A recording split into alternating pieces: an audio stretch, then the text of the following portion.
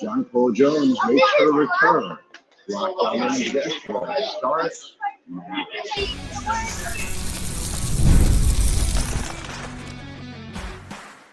You are Locked On Women's Basketball, your daily podcast on women's basketball. Part of the Locked On Podcast Network, your team every day. Happy Wednesday greetings from the City Field Another Stadium here in New York, but it was at Barclays Center where Locked On Women's Basketball saw Jonquel Jones playing beautiful. I'm Howard Megdal, welcoming you to our show. First, I want to thank you for making that decision every day.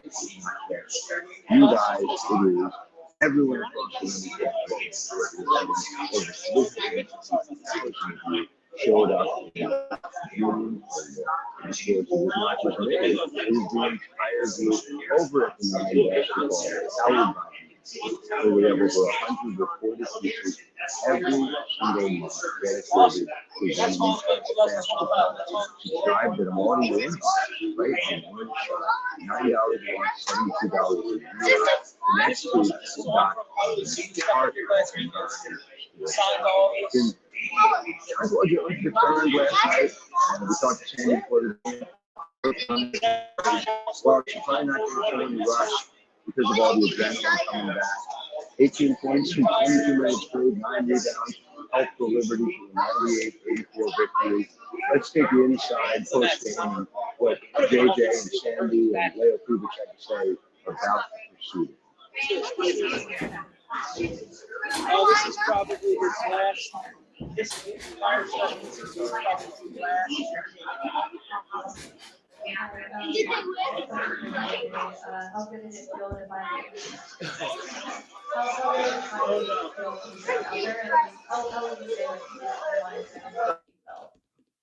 I mean, it felt great to be back out there. Obviously, it's been a while since I've been on the court, but my teammates have held it down while I was out, and everybody was excited for me to be back in, and I was just as excited. So, yeah, really enjoyed the moment. Had a lot of fun. And yeah, it was great. My conditioning, I feel like I'm like at an 8 right now out of 10, so I'm in a good spot. JJ, welcome back. One for you, Sandy, one for you. JJ, for you, was there anything that you felt like you're used to being able to do on the court that you weren't able to do tonight? And Sandy, for you, I'm just wondering early on, was there a moment that JJ had where it was just sort of this reminder of, oh, she's back? For me, no, not really. I think I could have done a little bit better job of like being more balanced in the post and like making my post moves. But other than that, everything else felt good. Yeah, first play of the game. I mean, she got the 3, so that was nice. That's a JJ, classic JJ. But her ability to seal and really, the pressure that she gets in the post to seal and hold it and have balance and finish. We would have liked a few more, but she worked really hard. Thank you both. JJ, for you, I think it was the last 3 you hit in the second half. It sort of broke the game open. I saw you were doing your best air guitar. Just take me through the choice behind, that celebration. And, was there a song in your mind when you were playing? Nah, there wasn't really a song in my mind. I did it at the beginning of the game when we were doing our starting lineup introductions to Sabrina because she won a 3-point contest, and then I don't know, it just came back to me after I hit that shot, and it just felt like a lot of fun, and I just decided to have fun with it and not be too uptight. So I'm happy I did it. And Leo, for you, I'm just curious, is there a moment for you when you realized, yeah, JJ's back? You could feel that. First play of the game. So stoic.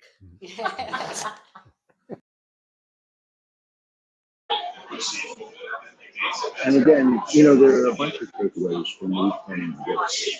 Number one is it really wasn't for JJ leaped out to the corner for a 3, and a couple of things on that, right? One, no hesitation in the shot. Shot was beautiful and pure, very Jonquel Jones. It was the fact that it took some significant lateral movement for her to get out there. In fact, that she was able to do that right away. It was a very good deal. You just saw it immediately. We're talking about the there was a play sort of in the third quarter where Stewie had the ball and fed Jaden. He was so quick. And I think that's what exactly happened. sitting next to on the bench well was that's a couple of teams who really played together quite a bit. So a big deal that they were able to find each other so quickly. And again, you need to incorporate evolution into this team quickly and making sure that you're not doing two things at once with day job. It's a really big deal. So a lot of these thoughts. We'll get to later on in the show about the action. First of all, I think around the WNBA, and Howard Megdal was there for a big win for the LA Sparks, who won 3 straight for the first time since 2023. Rob, what did you see last night in DC? Hi, this is Rob. Locked Washington Mystics 93-86 with the first game back from the All-Star break. Good game, good back and forth game here in Washington, D.C. However, the Sparks in the end, their 1-2 combination of De'Erica Hamby with 24 points and 14 rebounds, and Rakia Jackson, who scored 20 of her 22 points in the second half. She joked on the press conference that she must have was still in Indianapolis signing the All-Star game this past weekend. Overall, great effort by the Mystics. Everybody who stepped on the floor played well. They fell behind 18-5 early in the game, but Coach Lynn Roberts said, we didn't panic. We stayed the course and we just couldn't chip it away. Game was tight going into the fourth quarter before the Sparks pulled away. This was the Sparks' third straight win, second straight over Washington within a week. The Mystics got a combined 35 points from Brittany Sykes and Shakira Austin. Again, this is Rob Knox, Locked On Men's. Also delighted to be joined by Terry Horseman, who is courtside for the Minnesota Lynx, continuing to play like, let's be real about it, that's team in the WNBA until somebody shows us otherwise. Terry, what did you see last night out in that?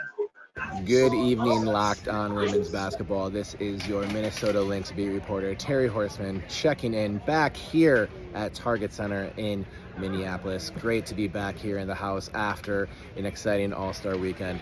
Lynx get back to their winning ways in this one with a 91-68 win over the Chicago Sky, their fourth game in about the last 6 games with Chicago, and they get the dub going 3-1 against the Sky. Didn't start out super hot. They trailed 24-18 after the first quarter with their MVP frontrunner Nafisa Collier at 0 of 2 attempts from the floor and 0 points. Coach Hill Reeves said he needed to complain to Fee a little bit during the first quarter break. Fee got the message, went 8 of 14 after that, finished with a game high 19 points, tied with Kayla McBride with another 19 points. And the Lynx are back in the win column, 13-0 at home.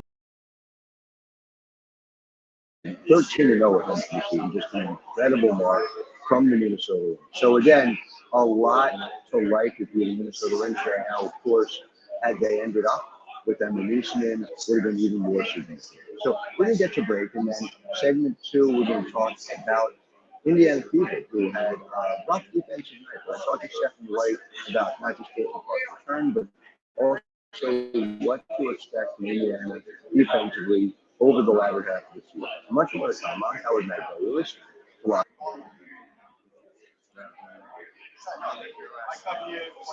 On Women's Basketball is brought to you by FanDuel. And it's summer, so you need to understand when you play in the ballpark, it's not just WNBA. There's Blue Baseball, there's LPGA golf, and I am led to believe there's even soccer is going on. Not just National League Soccer, but there's a thing called Major League Soccer, where men, I get to play professionally. FanDuel allows you to make every one of these more exciting. You're already following that. Why not make it a little bit more?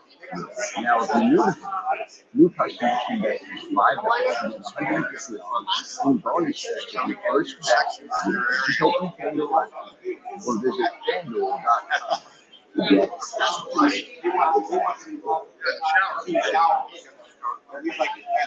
Howard Megdal, you're back. Segment 2. I want to talk about the Indiana Fever. So, before the season started, they need a defensive team that is not elite. It's actually Lisa Bigger and University Bible. but you need a team that is capable of playing well enough to make sure that all their offensive are.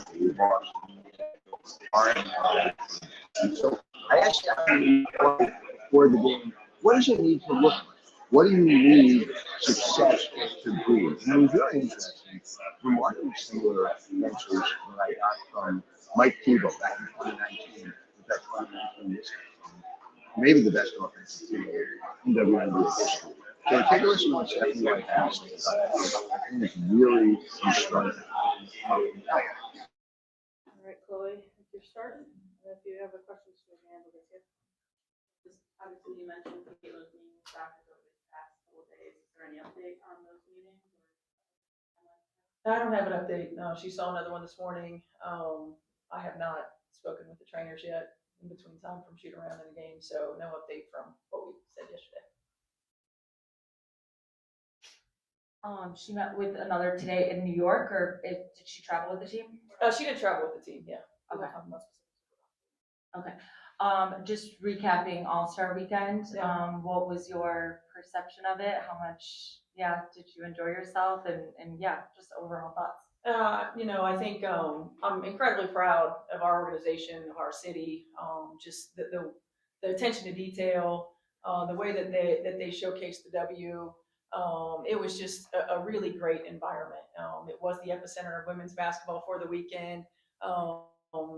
Seeing the activation in the community, seeing the signage everywhere. I mean, all of that was just top notch, and really special shout out to Pacer Sports and Entertainment and to our organization for continuing to lead the way in what it means to put on these massive events. You've been in the league a minute, A long time, yeah.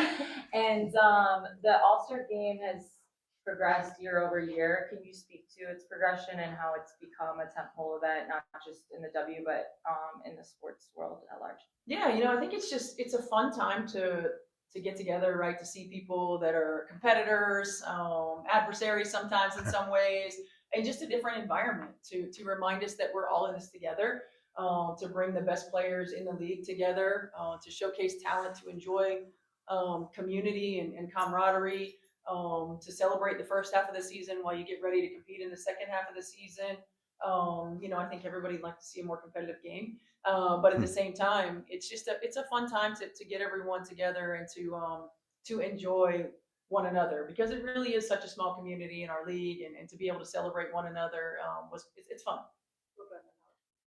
Lexi was saying that the team has been resilient, but in so many ways it follows your lead in terms of being resilient in the first half. I guess, what do you think of that characterization, that they've learned so much of their resilience from you? Yeah, I mean, I feel like I learn a lot from them too. They're in the fire every single day. We as coaches just talk about it. They're a really good group. They fight for each other every day. They play for each other every day. They've been dealt a lot of different circumstances, and they've handled it with grace, with humility, and haven't felt sorry for themselves, right? And we just continue to chip away, and I'm proud of them for that. I think we've continued to grow through that, which I think is important, and I think will pay dividends down the line. I think players have gotten experience that they may not have been able to get if we hadn't have gone through what we've gone through already. And now it's just about us continuing to navigate putting those pieces together. Just when it seems like we start to get a little bit of a run, a rotation, a consistency, we've had another setback, but that's also part of professional sports. And so I think they've done a great job of handling it, and I'm looking forward to trying to see less of those moments in the second half of the season. Hi, Steph. So right before the last game of the first half, you guys had dropped below 1 point per possession on the defensive end. Mm-hmm. That's a number you guys haven't hit as a franchise since the 2015 Fever, who I believe you're familiar with as well. Yeah. So what I'm wondering is this a stat that reflects, you think, where you guys need to get to defensively? And if not, do you have a particular metric that is important to you as you think about where your defensive growth is coming? Yeah, I mean, I think all of those, certainly, yes, I'm proud of that. I felt like, early in May, we were in the upper half defensively, right? I think defensive efficiency, and then we kind of hit a little skid in June, and we were trending upward, and I felt like we hit another little skid maybe that last week to 10 days prior to All-Star break. Look, there's natural slippage throughout the course of a season when you don't have opportunity to practice and really readdress it. I felt like our slippage happened in terms of disruption and how we were or were not disrupting offense. So we've got to continue to do that. Yes, I'm proud of that. Look, I didn't expect for us to go from where we were to the top, but we need to be middle of the pack, upper middle of the pack in order to give ourselves opportunities for success. So I'm proud of the way that this group has really embraced that. And now it's just about doing it consistently and playing game over game. No matter the opponent, you play better opponents, they're going to exploit different things. And you got to be able to live with the things that you're willing to live with and really. Thank you. Really interesting stuff. A couple of things. First of all, obviously, hitting part of the game and rushing it with all their information, take their time, get it right. Not a question of as go and show that you get through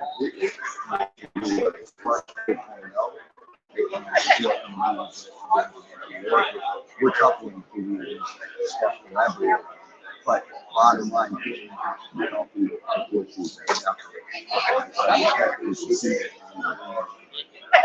look, pointed out that thing Joe, Steph White was coach. Stephanie White knows how to take this team where it is. And they're going to max out whatever this offseason can do if you got Steph White coaching. She knows about this. She's following all of those numbers as well. And I think finding yourself in the upper half defensively will help. There's the right people. We need to be in the top six. Won that title and yet currently 8 of 13. So significant improvement in the one downside. What I talked about is practice and get extremely coming up. You're here from Sandy Brondello after the break talking about this as well. So you have to practice, do opportunities to avoid that slippage. That New York team put up 98 on Tuesday night. They put up 56 after halftime. Obviously not a good shoes after that. Basically, they need to get better by taking part, playing, scoring. Again, you can do it when you use well. We talked about up top. Minnesota is playing as well as anyone. And nobody who just got shot are getting Emma Meesseman. I want you to hear what Sandy Brondello had to say about incorporating Emma in the ways in which, while it is a challenge to do this here, it may be easier with Emma Meesseman would be in most other players. So back after this, I'm Howard Megdal.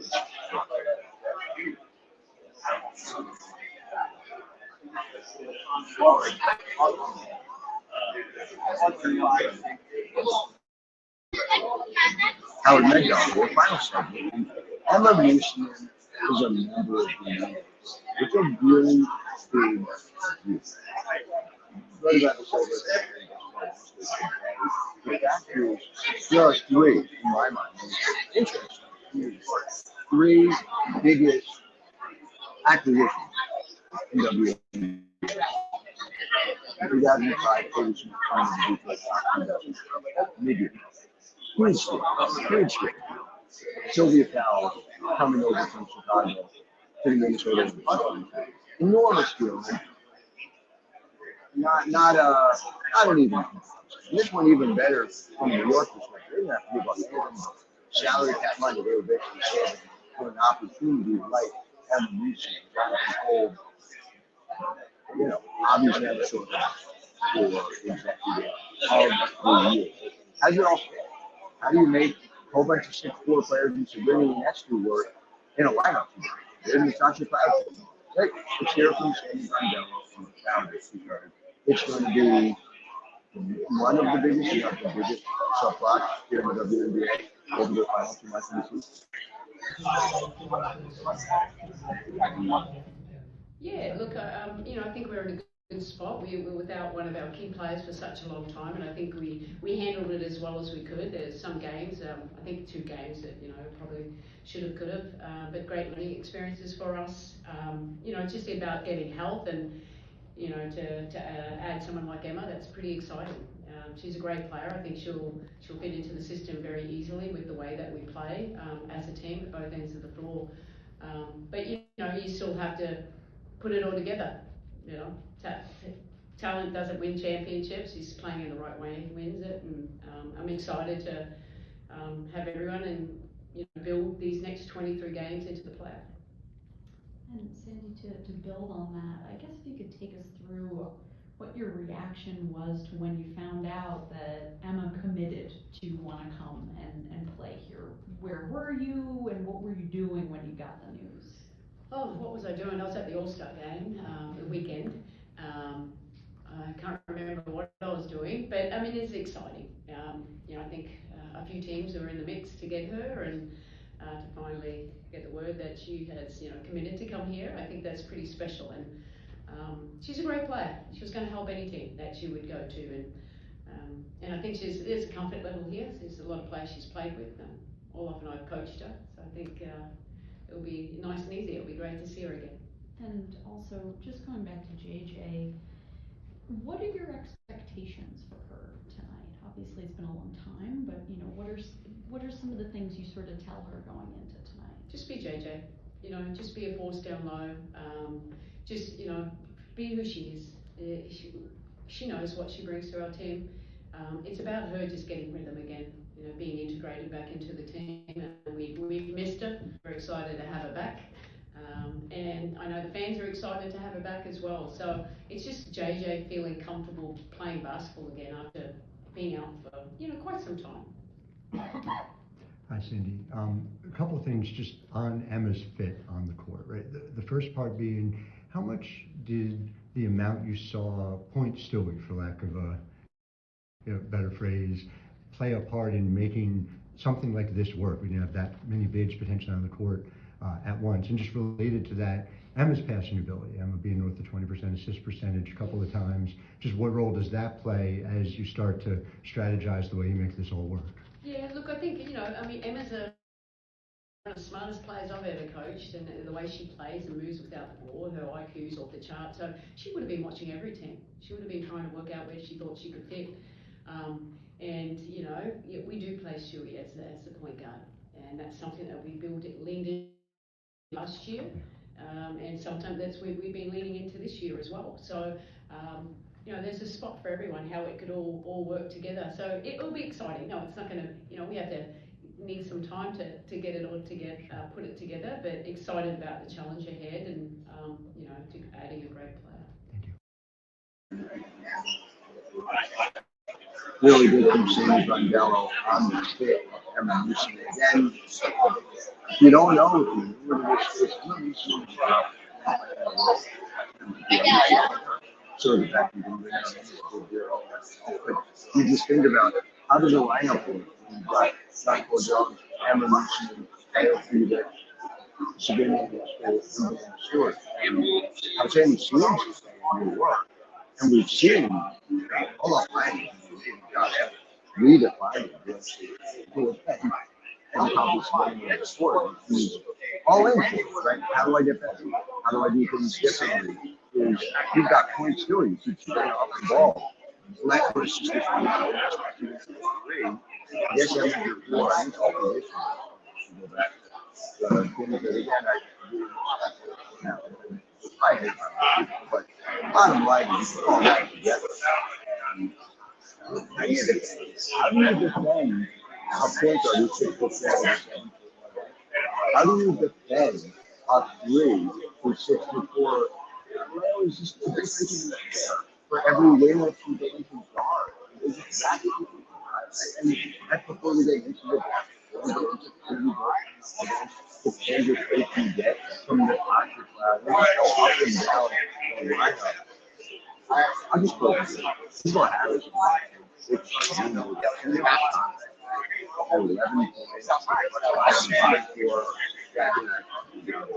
She's just big. Big for a woman. It is a team on paper. We got to win it in person, but we asked Steph White about it. What was her reaction? Because we had to shake your hand.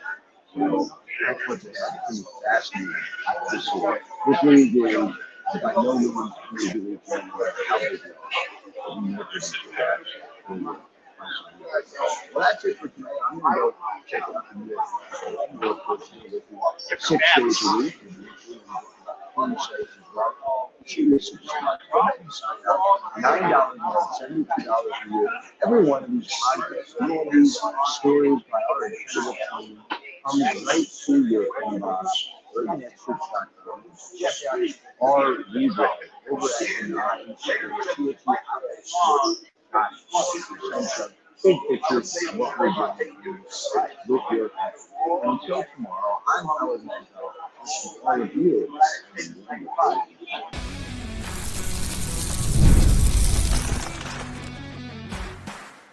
You are Locked On Women's Basketball, your daily podcast on women's basketball. Part of the Locked On Podcast Network. Your team every day.